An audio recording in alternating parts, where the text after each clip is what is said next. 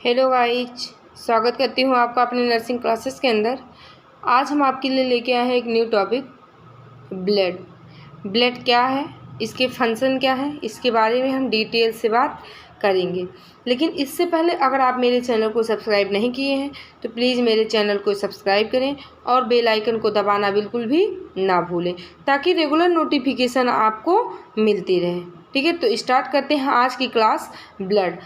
पहले हम बात करते हैं किसकी, डिफिनीशन ऑफ ब्लड की। ठीक है, तो blood is a liquid connective tissue that contains a liquid matrix plasma. यानी ब्लड का लिक्विड कनेक्टिव टिश्यू है। क्या है? ब्लड एक फ्लूइड या लिक्विड। ठीक है, ब्लड एक लिक्विड कनेक्टिव टिश्यू है जिसमें लिक्विड मैट्रिक्स या प्लाज्मा होता है। ठीक है, blood is also called fluid of life, fluid of growth और फ्लूइड ऑफ हेल्थ। ये कह रहा है कि ब्लड को फ्लूइड ऑफ लाइफ भी कह सकते हैं, फ्लूइड ऑफ ग्रोथ भी कह सकते हैं, अथवा फ्लूइड ऑफ हेल्थ भी कहते हैं। ठीक है, the blood temperature, body temperature is 38 degree Celsius 100.4 degree Fahrenheit, which body temperature, जो ब्लड का टेम्परेचर है वो 38 डिग्री सेल्सियस से 100.4 डिग्री फ़ारेनहाइट होता है। जो ओरल टेम्परेचर से 1 डिग्री क्या होता है, सेंटीग्रेड अधिक होता है। ठीक है, ये जो बॉडी टेम्परेचर से which is about 1 degree centigrade high than the oral temperature. क्या होता है कि ओरल टेम्परेचर से 1 सेंटीग्रेड क्या होता है, ये अधिक होता है। The pH of blood is approximately 7.35 to 7.45 slightly alkaline. Blood का जो pH मान है लगभग 7.35 से 7.45 स्लाइटली या एल्केलाइन होती है। Blood weight is 7 to 8% of the total body weight. ये हमारे बॉडी वेट का, ब्लड का वेट कुल बॉडी वेट के 7 से 8% होता है। द ब्लड वॉल्यूम इज 5 से 6 litre in A average adult male and 4 to 5 litre in an average adult female. यानी ब्लड का वॉल्यूम एक एवरेज एडल्ट मेल में 5 से 6 लीटर तथा एक एवरेज एडल्ट महिला में 4 से 5 लीटर होता है। न्यू बॉर्न बेबी में ए ब्लड वॉल्यूम 18 ml प्रति केजी बॉडी वेट होता है। न्यू बॉर्न बेबी में ब्लड वॉल्यूम 80 ml प्रति केजी बॉडी वेट होता है। ठीक है, बॉडी वेट के हिसाब से 80 ml प्रति केजी होता है। नेक्स्ट है फंक्शन ऑफ ब्लड। इसमें पहली हेडिंग है transportation. Blood is the main transport in the body which carries the following substance from one part of the body to another such as।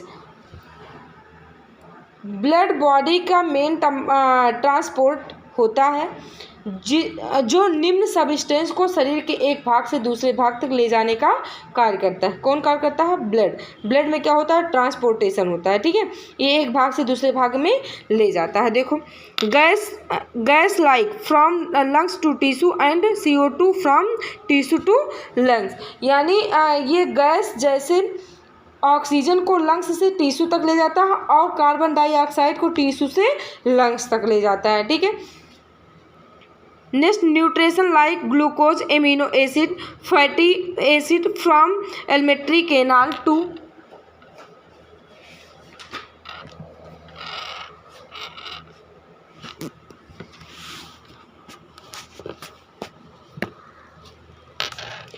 Cell and waste product like urea, uric acid, keratin from cell to skin and kidney.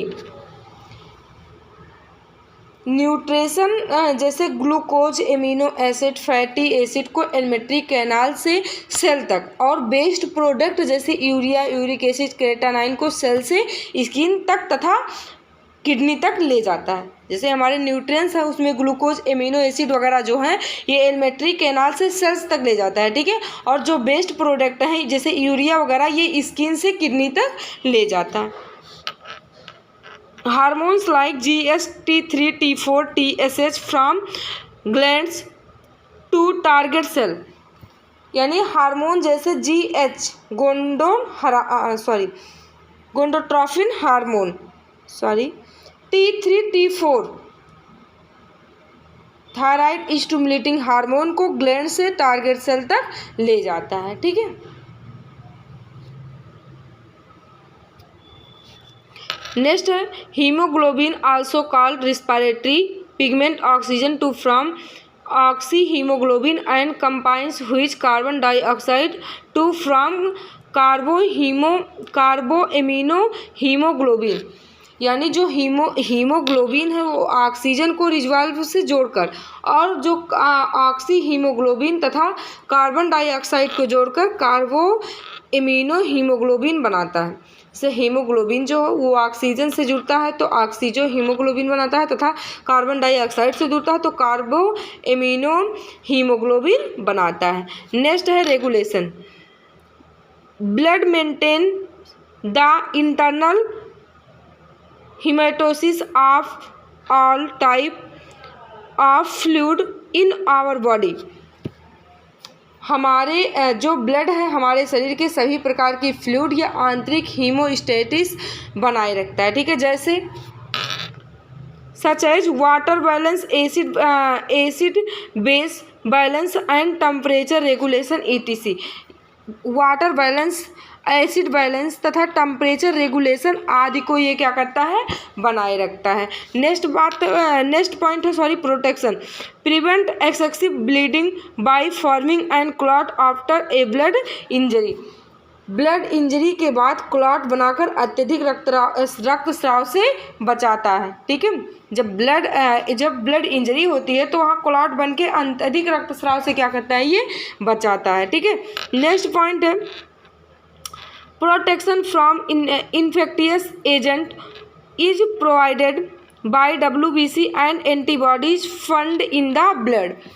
Blood में पाए जाने वाली WBC antibodies के द्वारा infectious agent से क्या करती है, सुरक्षा मिलती है।